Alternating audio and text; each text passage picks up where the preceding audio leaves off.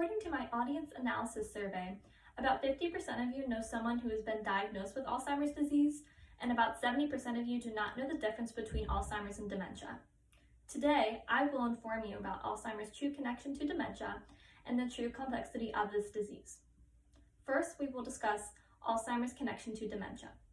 According to a journal article titled Alzheimer's Disease and Dementia, The Looming Crisis, written by R. Cook in 1987, dementia is a devastating, uncurable illness exacting a huge physical, emotional, and financial toll on both patients and their families. Alzheimer's disease, the most prevalent dementing disease, causes progressive deterioration of memory, intellect, language, and emotional control and perception. Now we will get into how dementia is considered an umbrella term. So here I have a visual of how dementia really is an umbrella term for different kinds of dementia. So I will go through each one. The first, of course, is ALZ, which is Alzheimer's, what we've been talking about today. 50 to 75% of people have this type of dementia. So I thought it was important to tell you guys this relationship because Alzheimer's is a type of dementia, but there are other kinds that we will talk about. Next is VAS, which stands for vascular dementia. 20 to 30% of people have this type. Next, we have Lewy, which stands for Lewy body dementia. 10 to 20% of people have this type.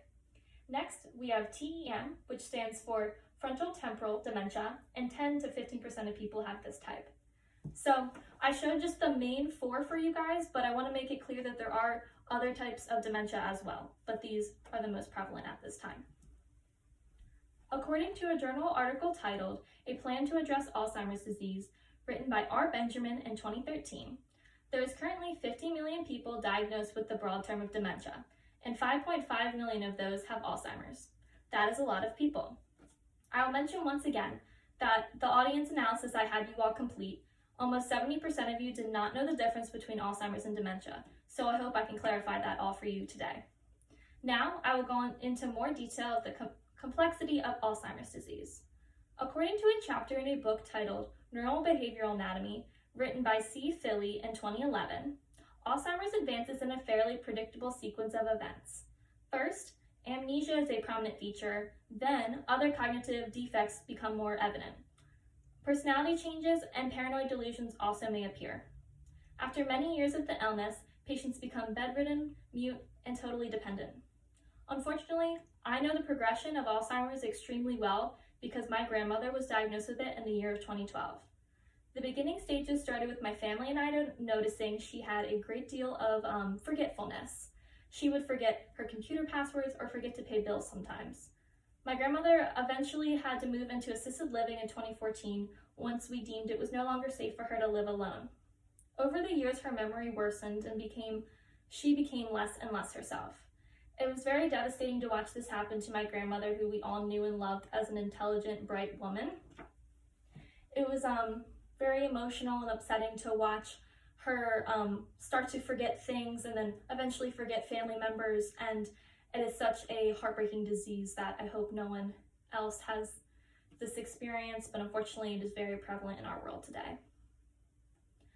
Eventually her disease took a turn for the worst in March of 2019.